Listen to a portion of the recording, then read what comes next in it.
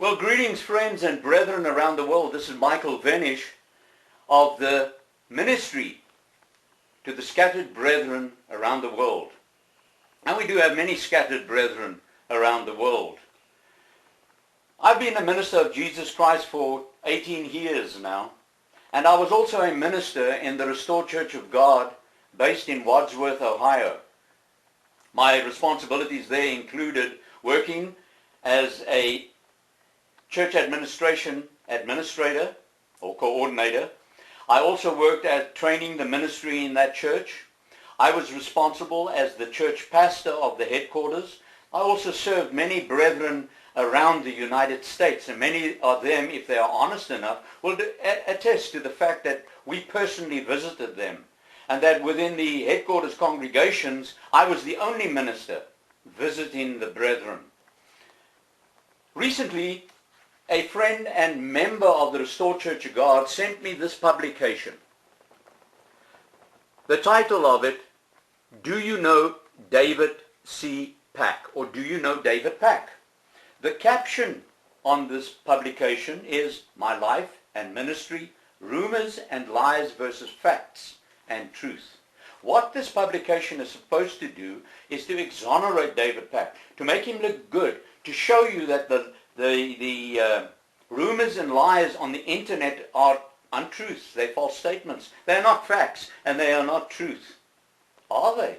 Or are they not? Are they truth, or are they false statements? Well, I'm here to tell you today that in this magazine, there are false statements. In this magazine, there are false statements. And you and I need to take a look inside of this publication and just see that false statement. Well, one of them anyway. On page 15, they discuss, and I say they discuss because this magazine or this publication was not produced only by David C. Pack. He has a team of men that work with him, and they produce this magazine in their boardroom. I've sat there and I've done the same thing, working with him in those areas. Well, on page 15, we have the subheading of how many were disfellowshipped. And of course, this subheading has under it 10 paragraphs. And in paragraph 7, he states, Today in the Restored Church of God, we are now well over 13 years old. In that time, I have not disfellowshipped even one person anywhere in the world. Now, we understand that if you find a false statement in a publication, that means that the publication becomes questionable. Everything else he said in it becomes questionable, because a false statement is defined by the context in which it is written. He says, while today in the Restored Church of God, we are now well over 13 years old. In that time, I have not disfellowshipped even one person. Not one person. I'm here to tell you that that's a false statement. As a matter of fact, I'm here to tell you that that's a blatant and outright lie.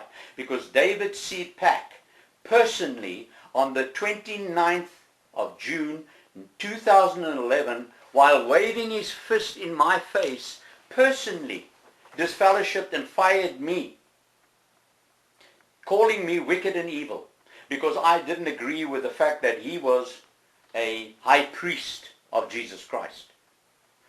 He goes on in this publication on the paragraph 7 and states, our church administration department began in 2003.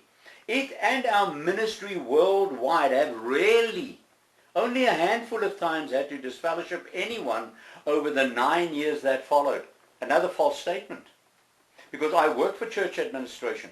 I had the responsibility with the church administration coordinator, his son-in-law, to disfellowship a number of people worldwide on the authority of, or by the authority of, David C. Pack. Many times in meetings, Mr. Pack would personally tell me to phone a minister and tell him to disfellowship someone. So those are false statements. So if those are false statements, what about the rest of this publication?